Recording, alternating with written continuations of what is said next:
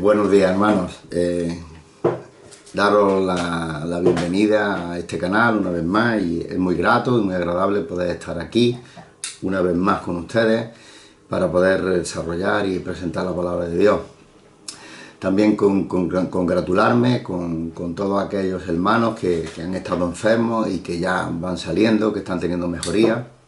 Darle gracias a Dios por la misericordia, darle gracias a Dios por la sanidad y por el cuidado que está teniendo con cada uno de nuestros hermanos que han estado enfermos de cualquier enfermedad, ¿no? No tiene por qué ser de COVID, hay muchas otras enfermedades, ¿no? que castigan a la carne y al cuerpo, ¿no? Pero la realidad es que damos gracias a Dios por todos aquellos hermanos que han salido también, que han salido del COVID. Agradecer, Señor, por su recuperación a cada uno. También agradecer especialmente por Pacha y Anita, que lo haya cuidado de esta manera, siendo tan de riesgo precisamente Pacha, por su afección pulmonar y por toda su tensión, tal como él está. Darle gracias a Dios por el cuidado que ha tenido. Y gracias por cada uno de los que ha restaurado. También gracias por cada uno de los que estamos aquí, de los que están ahí delante de la cámara. Que el Señor nos bendiga. Aleluya. También aprovechar este medio para decir que si Dios quiere, el próximo domingo, Dios mediante, el próximo domingo, día 28, vamos a estar presencialmente en la iglesia en Torreblanca. Vamos a continuar como lo dejamos, con las mismas medidas de seguridad. No podemos distraernos porque el virus sigue ahí en la calle, el virus es muy traicionero, el virus se contagia mucho. Y vamos a continuar con la misma medida de seguridad, de la misma manera que hemos estado hasta antes. Y una reseña especial. Que todo aquel que haya tenido el virus y que haya salido, que cuando realmente tenga el alta médica que le diga que se puede incorporar a su vida laboral normal o a su vida cotidiana, entonces venga a la iglesia. Porque una vez has estado enfermo, sigue siendo muy contagiante. Entonces, realmente, cuando tú tengas una alta médica, que vuelvas a la iglesia, y vamos a cuidarnos unos con otros, y vamos a guardarnos también en la medida que nos toca, a cada uno, ¿no? Y ya sin más dilación, vamos a orar y vamos a presentar este día al Señor, y vamos a empezar en el nombre de Jesucristo. Aleluya, Señor, te damos gracias, Señor, una vez más por este día, Señor. Queremos pedirte, Señor, que tú tomes el control absoluto de todo lo que se vaya a exponer, Señor, en este día, Señor. Espíritu Santo, Señor, llénanos con tu gracia, Señor. Llénanos, Señor, de tu misericordia, Señor. Y que tú tomes el control, Señor, absoluto de todo lo que se vaya a hablar en esta hora, Señor. Yo simplemente soy un vaso. Tu Espíritu Santo es el que expone. Toma tu control y reprenda al enemigo en cualquier área y en cualquier forma, en el nombre de Jesucristo. Y bendice, Señor, a cada uno, Señor, de los que estén detrás de esta cámara, Señor, escuchando, Señor. Que tú los bendigas y que tú toques sus corazones, Señor. En el nombre de Jesucristo. Amén. Aleluya. En este día quiero traer un tema que es muy importante y primordial. Realmente, yo me pregunto que qué tema no es importante y qué tema no es primordial desde el principio de la Biblia hasta el final. La realidad es que todos los temas son importantes y todos los temas son primordiales. Pero este es un tema que es el principio, ¿vale? Y ahora cuando expongamos lo que traigo, vamos a ver cómo es el principio de todo. Estamos viendo que la Biblia, la miremos desde arriba hasta abajo, es un libro totalmente cristocéntrico, donde el actor principal es Cristo y el personaje principal es el Señor. Y le damos las gracias al Señor por ello, porque si no fuera por su misericordia, ninguno de nosotros estaríamos aquí en esta hora, porque ya eso es un milagro. Es un milagro que yo todavía no se entiende, ni lo vamos a llegar a entender, ni vamos a llegar nunca a poder razonarlo. El por qué hay una conversión en una vida de un hombre o de una mujer. Es algo que es totalmente milagroso. Entonces quiero hablar del primer libro de la Biblia, que es el Génesis. Mira, la Biblia en la calle es un libro que tiene que es muy controvertido, muy controvertido. Cualquier manera que tú le hables a la Biblia, y tú te habrá pasado cuando tú le hablas a las personas, que te dicen, la Biblia es un libro que fue escrito por los hombres, la Biblia es un libro histórico que tiene muchos miles de años, la Biblia es un libro, la Biblia es un libro, pero no entienden y nunca te van a dar la razón de que la Biblia es un libro inspirado por Dios. Pero si algún libro todavía es más cuestionado, por la lejanía en el tiempo, es el Génesis. ¿Por qué? Es cuestionado, es muy fácil. Si quitamos el Génesis de la Biblia, no existe el pecado. Esa es la realidad. El hombre no quiere reconocer su culpa. El hombre no quiere reconocer que él ha fallado. El hombre no quiere reconocer que se ha equivocado. El hombre puede decir mil cosas, darle 1000 vueltas a la tortilla, como decimos aquí, y no va a reconocer que se ha equivocado. El hombre, en su naturalidad, no pide perdón, porque el pedir perdón es decir, me he equivocado. Esa es la realidad. Lo estamos viendo en todo el ámbito que nos rodea en nuestra vida, en lo social y en lo político.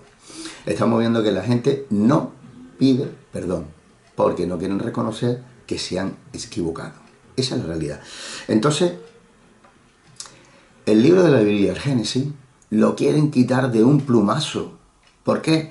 Porque el Génesis desarrolla la creación de Dios. En el Génesis desarrolla la caída del hombre. Quizás el libro donde pivota toda la Biblia. Porque todo lo que después ha acontecido es por causa de esa caída. ¿Por qué?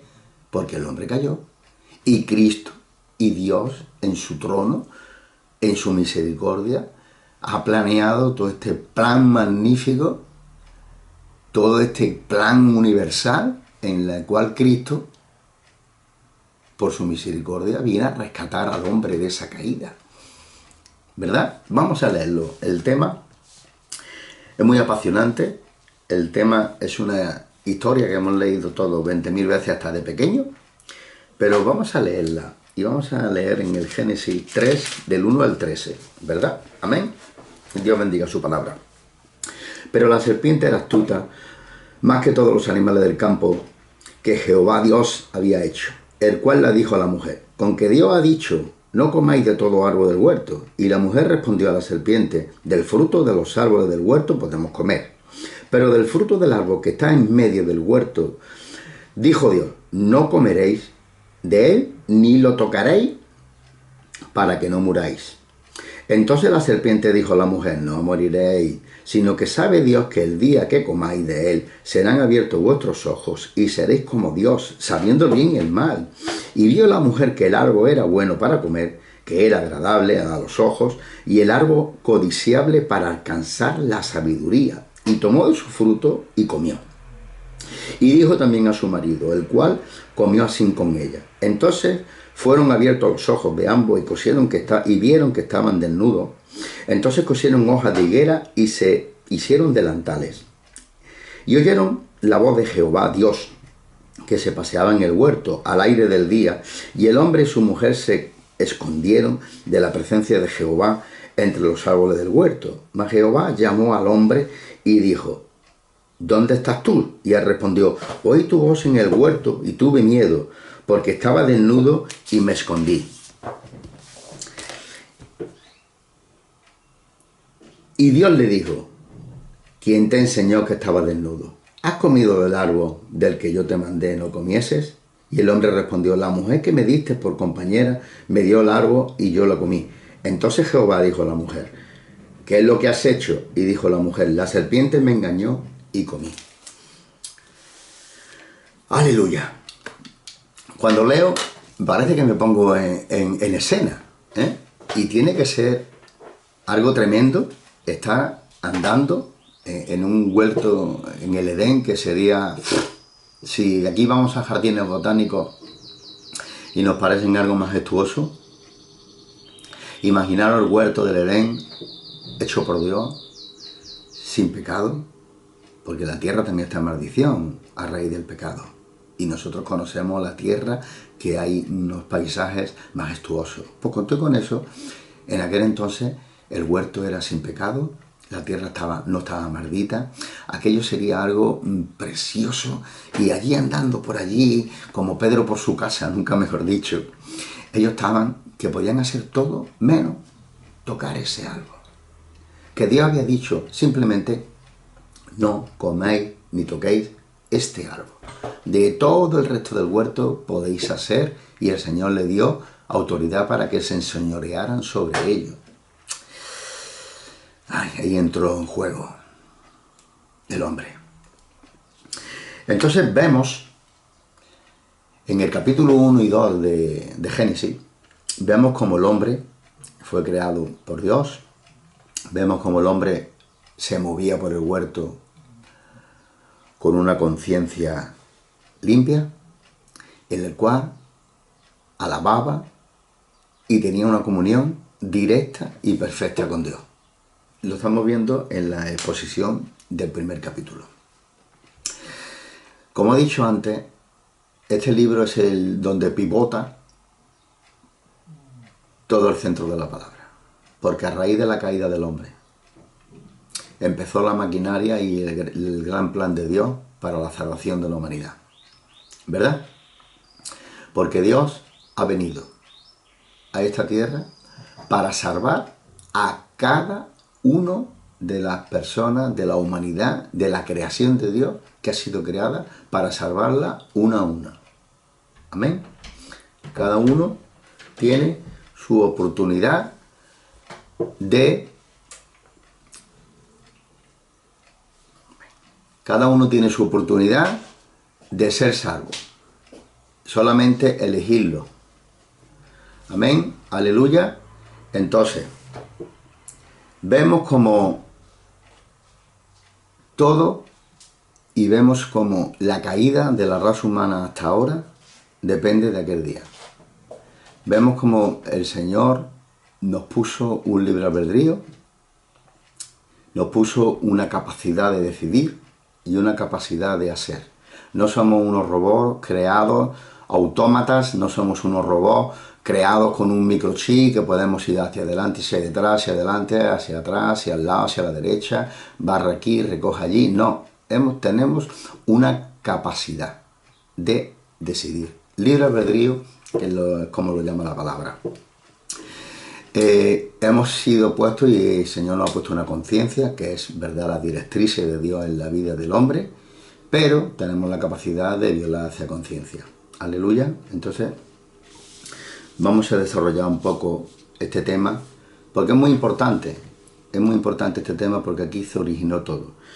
Estamos viendo como la primera pregunta que nos puede surgir es ¿por qué vino la tentación?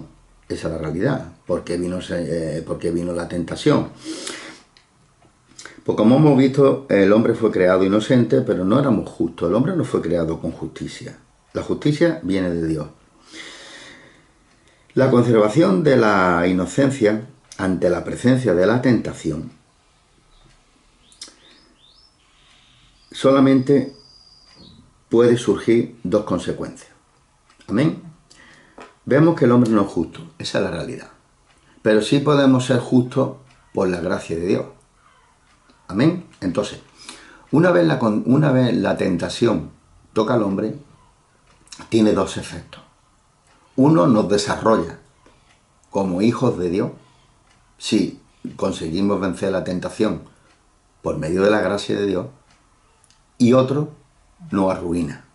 Arruina nuestra vida, arruina nuestro estado y arruina todo lo que nos rodea.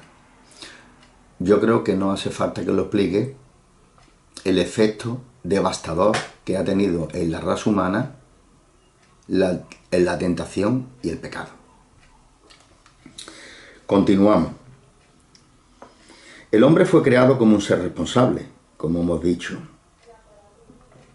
Él le daba la gloria a Dios, él obedecía, él le servía y se sometía al gobierno divino. Amén, como hemos visto en el desarrollo, o como veréis en el desarrollo del capítulo 1 y 2 de Génesis. Aleluya. El hombre no se creó a sí mismo. El hombre fue creado por Dios y nos equipó con unas directrices. Aleluya. Y él nos dijo, simplemente, del árbol que no podíamos comer de todo el huerto, que podíamos comer de todo el huerto, que podíamos tocar todo el huerto, exclusivamente el árbol que estaba en el centro no podíamos tocar. Ahí ya vino una orden directa de Dios hacia Adán y Eva. Y aquí fue donde empezó todo. ¿Por qué tuvo que venir esa tentación? ¿Por qué tuvo que venir esa codicia en el hombre? Pues fácil. ¿Por qué? Porque Dios no quiere robots. Dios quiere personas que le sirvan totalmente sin ser coaccionados. Entonces ahí vino la primera prueba que Dios puso en el camino del hombre. ¿Y qué pasó? Dijo el hombre que en el momento, dijo Dios, en el momento que comiéramos de ese árbol, moriréis. Y es una cosa que hasta la actualidad está vigente. Es una cosa que hasta la actualidad el hombre no puede eludir. Aunque la ciencia esté escudriñando, aunque la ciencia esté dándole vueltas, el hombre sigue muriendo. Y los cementerios están llenos de gente. Es algo que la ciencia no puede explicar. ¿Por qué muere el hombre? Sí puede decir de qué muere el hombre, pero no por qué muere el hombre. La ciencia intenta darle mil vueltas para tener una vida eterna. Hemos visto hasta películas que han desarrollado en el cine, en la ciencia ficción, de que el hombre nunca muere. El hombre, desde ese día, conoció la muerte. Porque el hombre, dice la palabra, que fue creado de eternidad para eternidad. Aleluya. Pero hay dos cosas que tenemos que tener en cuenta y que son muy consecuentes con la vida de cada uno. El hombre nos ha creado en eternidad y esa eternidad sigue en nosotros, que es en nuestro alma. El alma que Dios puso en nuestra vida para poder separarnos, porque si no seríamos igual que un animal. Tenemos vida, somos química, biológicamente, tenemos células, tenemos sangre que corre, nervios, tenemos corazón, hígado. Los animales también lo tienen. ¿Cuál es la diferencia del hombre y la diferencia del animal? Que Dios puso en el hombre un alma. Que Dios nos instaló un alma, y Dios puso un libre albedrío en nuestras vidas, y Dios dijo que nos enseñoreáramos sobre toda la creación. Esa es la diferencia que hay entre el hombre como la culminación de la creación y los animales, ¿vale? Biológicamente somos iguales, amén. El hombre estudia la química, la ciencia estudia al hombre, y químicamente somos muy parecidos a algunos animales en la cadena del ADN, pero tenemos la diferencia de que hemos sido creados con un alma eterna, aleluya, y esa no muere. Esa es la que al final va a un juicio, y esa es la que al final Dios determina en su juicio quién muere otra vez, segunda muerte, y quién vive para la eternidad. Aleluya. Entonces es un tema que el diablo quiere quitarlo del panorama, porque el diablo no quiere que la humanidad comprenda esto, porque el diablo quiere cuanto más gente dentro del saco mejor. Entonces vamos a continuar. Vemos como el diablo se entró en escena como una serpiente. Nosotros conocemos a la serpiente hoy en día, un animal que se arrastra y comía polvo, el suelo, que si seguís más adelante en el capítulo vais a ver cómo la serpiente fue maldita después de esto, condenada a arrastrarse por todo su tiempo en esta tierra, a arrastrarse de su pecho y comer polvo. El animal era un animal erguido, ¿amén? Entonces cuando él entró en escena como ese animal erguido, la palabra en 2 Corintios, en el capítulo 11, 14, nos dice que el diablo se disfraza de ángel de luz. Entonces el diablo entró en juego disfrazado, entró en juego disfrazado de serpiente, y entró en juego ofreciéndole la tentación directamente a Eva. ¿Qué quiere decir esto? ¿Que Eva era más débil que Adán? No, no. Simplemente él entró en este área, porque fue así. La verdad que no te lo puedo explicar. La verdad que no te puedo explicar porque el diablo entró en la tentación con Eva. Pero podemos ver y podemos seguir desarrollando este tema haciéndonos una pregunta sobre lo que Dios nos había dicho en su palabra y sobre una cuestión en la cual hizo dudar a Eva, ¿verdad? Mira, el principio fue la desobediencia del pecado. Y para desobedecer,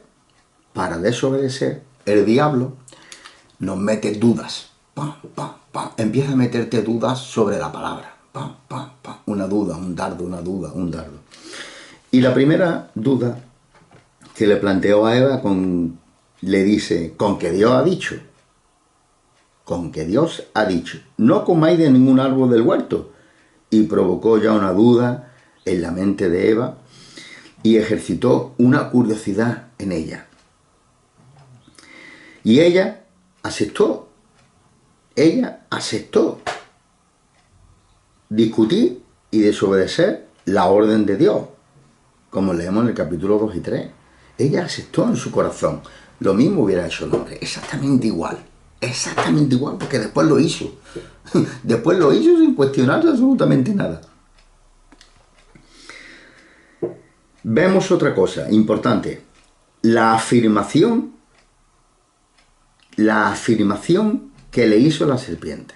Que le hizo invalidando totalmente la afirmación que Dios había hecho. Y nos dice la serpiente, ciertamente no moriréis, como diciendo, eso no es verdad, que va. Vamos a ver. Vamos a entender. En la realidad que estamos nosotros viviendo allí en el Edén, es absolutamente imposible que Dios, siendo tan bueno, ¿cómo va a morir la creación que Él ha hecho? ¿Qué va? Eso no es verdad. Ya le metió otro gol, ya le metió la duda. ¿Vale?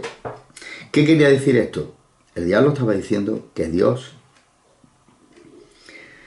no era justo y además añadió diciendo que Dios lo que estaba diciendo no era verdad. Vamos a continuar porque la sutileza del enemigo sigue trabajando hoy en día de la misma manera. Satanás sigue cuestionando la veracidad de Dios. Y la cuestionó en este momento y la cuestionó en el sucesivo transcurso de la humanidad. Sigue cuestionando la veracidad de Dios. Y también cuestionaba su santidad, porque Dios es santo. Aleluya. Dice, volviendo al pasaje bíblico, vemos como la serpiente contradijo a Dios muy sutilmente, sustituyendo la palabra que había dado Dios por la suya. Aleluya. Ahora hay una parte en la Biblia que dice que la fe conduce a la obediencia y la incredulidad conduce a la desobediencia. Si yo creo en fe que lo que Dios dice es verdad, es inamovible en mi vida. Aleluya. Pero si yo no lo creo, esa verdad de Dios en mi vida no es efectiva. Entonces me conduce a una desobediencia. ¿Por qué? Porque no tengo esa verdad como genuina en mi corazón.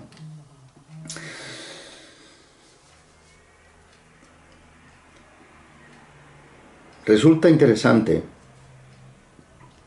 reconocer que la serpiente en aquel momento hizo una apelación a la parte física y le expuso que el árbol era bueno para comer, sino también le metió la parte psicológica del ser humano y dijo que el árbol era agradable para los ojos.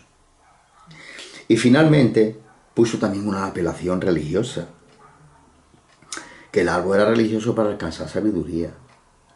El hombre es muy vanaglorioso, y la vanagloria es verdad que nos afecta demasiado en nuestros corazones. Pero también nos intentamos cubrir o escudar en las buenas obras, ¿vale? Pero sí es verdad que somos muy hombrecéntricos. Nos solemos mirar mucho en un espejo. Amén. El hombre no suele ser dependiente. Esta fue exactamente la forma en que Satanás tentó en el desierto a Jesús. Estamos viendo que Satanás siempre usa la misma táctica. Y en el desierto tentó a Jesús exactamente igual. ¿Qué le dijo? Todos hemos leído estos capítulos en los evangelios, tanto en el Mateo, en el evangelio de Marcos, en el evangelio de Lucas, donde en primer lugar el tentador sugirió al Señor que transformase las piedras en pan para que comiera. Físicamente necesitamos comer. El Señor llevaba 40 días de ayuno, día y noche, y el diablo lo tentó para que convirtiera las piedras. También apeló a la parte física, como hizo con el árbol en el Edén, que era bueno para comer. En segundo lugar, Satanás mostró y ofreció al Señor los reinos de la tierra. Le dijo: si me sirve, te voy a dar todos los reinos de la tierra. Vanagloria. Aleluya.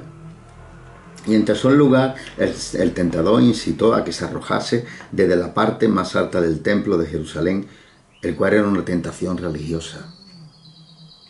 También estamos viendo que el diablo tentó con la misma astucia al Señor en el desierto. Y estamos viendo como, vamos a ver en el capítulo 2, 16 de Juan, del apóstol Juan: porque todo lo que hay en el mundo, la pasión de la carne, la pasión de los ojos y la arrogancia de la vida, no proviene del Padre, sino del mundo. Aleluya. La pasión de la carne equivale a que el árbol era bueno para comer. La pasión de los ojos corresponde a que el árbol era agradable para los ojos. Y la arrogancia de la vida equivale a desear y alcanzar la sabiduría. Cuanto más preciado bien de la sabiduría. Sus ojos fueron abiertos y se refiere a su conciencia. ¿Por qué? Cuando ellos comieron, y aquí hay dos partes muy dignas de resaltar. Vemos como el diablo tentó directamente a Eva, la Eva cayó, la Eva comió. Pero ya ella se sentía mal. Y como se sentía mal, dice: voy a darle a mi marido también para que coma del fruto, para que sea igual que yo. Y entonces ella fue y le dio de comer del fruto a Adán. Y Adán, sin cuestionarlo ni un segundo, comió. Pero ni un segundo lo cuestionó. Adán también comió de ese fruto. Y en ese momento dado le fueron abiertos los ojos y la conciencia empezó a trabajar, porque ya habían transgredido. Y es la parte que queremos llegar. Cuando estaban en el huerto, se escondieron y se dieron cuenta que estaban desnudos. Ya entró la presencia del pecado en sus vidas. Ya se dieron cuenta de que estaban desnudos. ¿Y quién le había enseñado a Adán y a Eva que estaban desnudos? Si ellos nacieron así. ¿Quién le había enseñado ese pudor? ¿Quién le había dado esa vergüenza del cuerpo? El pecado, la conciencia, le había abierto los ojos. Porque antes estaban en inocencia y ya estaban en pecado. Entonces cosieron hoja, hicieron delantares con hoja de higuera, son hojas grandes, hicieron unos delantares para cubrirse. Y cuando escucharon la voz de Dios, se escondieron porque tuvieron miedo, y le daban vergüenza porque estaban desnudos. Y ahí entró la conciencia real de lo que el pecado hace en la vida del hombre. Entonces Dios le dijo: Adán, ¿dónde estás? Y Adán le respondió: no, es que te escuchamos y tuvimos miedo y nos escondimos. Dice: ¿y quién te enseñó a tener miedo y a tener vergüenza? ¿Has comido del fruto? Y ahora ya empieza a actuar la vanagloria del hombre. Dice: sí, Sí, sí, he comido. La mujer que me diste, que fíjate tú, la mujer que me diste, me trajo del fruto y yo comí. Yo no tengo culpa. Ella a mí me trajo la comida. Y Dios le confronta a Eva, le dice, Eva, ¿qué hiciste? Dice, la serpiente me engañó. Yo no fui culpable.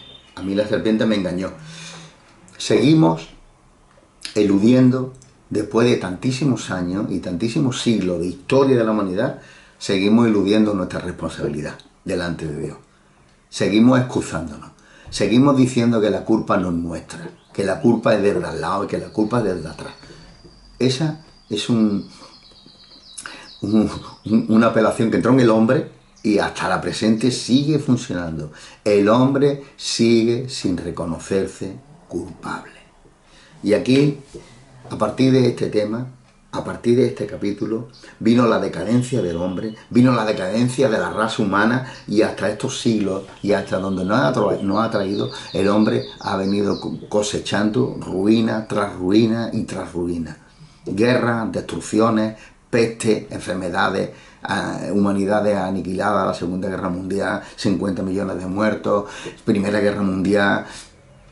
Vamos cosechando la historia y vamos viendo la decadencia del hombre hasta estos últimos tiempos, en la cual la decadencia del hombre es cada vez más grande. Porque en el huerto, el hombre solamente tenía una razón para pecar, que era la desobediencia, porque el hombre no conocía codicia, el hombre no conocía cosas que robar, cosas que coger, cosas que tener. No, eso no lo conocía el hombre. El hombre, en el principio, Adán y Eva pecaron en la desobediencia, pero hasta ahora, hoy en día, tenemos un abanico grande en el cual el hombre puede caer, como puede ser la codicia, puede ser codiciar a los demás, hay un abanico enorme en el cual caer, que nos atrae de este mundo para caer en las garras del enemigo. Entonces, no tengo mucho más para añadir a esta exposición, sino que el maravilloso plan de Dios entró en juego. El hombre no puede cumplir la ley, ¿verdad? Dios dio una ley, unas tablas a su pueblo y en el monte Sinaí estableció una ley encerrada en 10, pero eran 600 y pico ordenanzas, tanta ordenanza como hoy el hombre está dando, y el hombre no puede cumplirla. El hombre no puede cumplir la ordenanza. Entonces, el hombre sería literalmente fulminado. No habría salvación para el hombre. Pero Dios, en su misericordia, desde su trono, entró misericordia por el hombre, su creación, en la cual Dios ama, porque Dios ama su creación, y puso en funcionamiento un magnífico plan desarrollado por toda la eternidad, en la cual Jesucristo nació, creció, puso en obra su ministerio y murió en la cruz y resucitó para la salvación de nuestras vidas, del pecado. Ahí entró en juego la mano de Dios sobre nuestras vidas. El hombre sin Cristo está perdido. Podemos, ¿verdad?, continuar nuestra vida hacia adelante, decir, a mí no me hace falta Dios. Es verdad, podemos continuar, de hecho la humanidad continúa. Puedes seguir y un día morirás. Y un día te vas a encontrar con la realidad que vas a ir delante de un juicio, como Dios dice en su palabra. Porque si hay algo verdad en todo lo que yo me he puesto delante de mis ojos en mi vida, que ya son muchos años, ya tengo 57, me he encontrado muchas verdades que han sido relativas. Pero la única verdad que me ha confrontado en mi vida ha sido la palabra de Dios. Yo como hombre he fallado. Y como hombre fallo. Aquí nadie somos perfectos. Aquí todos estamos en construcción. No soy mejor que cualquier otro que me esté escuchando. Para nada. Para nada. Simplemente reconozco que Cristo es mi Dios y mi Salvador y que la gracia de Dios está sobre mí. Eso es lo que me hace diferente, nada más. La gracia divina de Dios, nada más. Por lo demás, soy igual que cada uno de cualquier hombre que haya sido creado. Aleluya. Entonces es muy importante que en el desarrollo de esta exposición lleguemos a entender de que el hombre fue creado en esa actitud, fue creado en una inocencia y fue creado en una eternidad, y que a raíz del pecado desapareció la inocencia en el hombre y desapareció la eternidad en la carne, porque como he explicado, la eternidad en el alma es para siempre, y esa va a ser la que va a ser juzgada. Entonces la palabra dice: en polvo eres y en polvo te convertirás, y la muerte está todavía en vigor. Aleluya. Entonces tenemos tiempo. El brazo de Dios todavía no se ha cortado, como dice en Isaías 59. El brazo de Dios no se ha cortado para salvar, todavía está vigente la salvación. Simplemente, tú que me estás escuchando, si no has escuchado nunca o nunca has tenido una decisión personal de ponerte delante de Dios y pedirle al Señor que Él te muestre el camino, porque no es un camino que podamos encontrar por nosotros solos, sino que es un camino que podemos encontrar por medio del Espíritu Santo, háblale a Dios en tu corazón. Pídele al Señor que te muestre el camino del arrepentimiento, en el cual podamos arrepentirnos de nuestros pecados, para que la gracia de Dios empiece a ser manifiesta en nuestra vida. Esa es la realidad. Esa es la realidad, porque no depende de nosotros, porque nosotros no tenemos la voluntad de pedirlo, sino es por medio de la gracia de Dios. Es por medio de la gracia de Dios que podemos entender los misterios que están escritos en la palabra. Para que podamos entenderlo, esa gracia tiene que ser derramada por medio del Espíritu Santo. Entonces yo, sin más que deciros, viendo la caída del hombre y viendo cómo funciona, hoy en día estamos viendo cómo funciona nuestra raza, y que cada día vemos cosas brutísimas ya en el telediario sobre lo que está ocurriendo, sobre lo que es capaz de hacer el hombre. Cada día más me siento dependiente de Dios, porque si no yo sería igual, yo sería exactamente igual que otro. Todos tenemos la capacidad de hacer lo malo, todos tenemos la capacidad de hacer lo malo.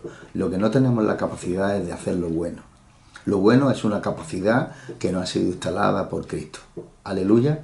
Entonces, sin más dilación, vamos a despedirnos en oración, vamos a poner al Espíritu Santo esta palabra desarrollada y despedirnos hasta el domingo que viene, que si Dios quiere, pues nos veremos ya presencialmente, ¿no? Que ya tengo ganas, la verdad que ya tengo ganas de ver a los hermanos, y abrazarnos desde lejos también, y un abrazo virtual desde aquí. Te damos gracias, Padre Santo, Señor, por la palabra expuesta, Padre, por la palabra expuesta, Señor, en nuestras vidas, Señor, tan importante, Señor, del conocimiento del pecado, Señor, en nuestros corazones, Señor. Gracias, Señor, porque tú, Señor, desarrollas, Señor, tu palabra, Señor, abiertamente ante los ojos de los hombres. Da la capacidad, Señor, de que los ojos sean abiertos y podamos ver la realidad, Señor, que hay en que todo ser humano se enfrenta contra ella, Señor.